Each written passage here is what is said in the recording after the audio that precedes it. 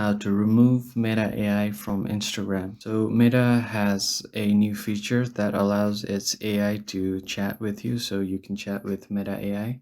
So let's see how you can remove it. First thing you want to do is go to Meta AI's official account. So just search for Meta AI and you should see the official account right here. So what you want to do is unfollow this account if you are following it. Simply just unfollow the account. Meta AI is not available for everyone right now, so those who have it and want to remove it, you can do it by first unfollowing the official account of Meta AI.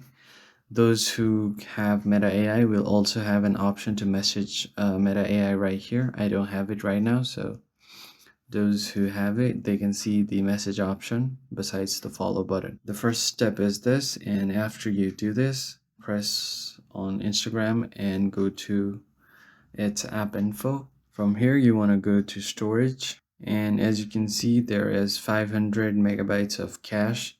You can clear its cache, and if you want, you can clear its data as well. And once you refresh the app, Meta AI should be removed from your account.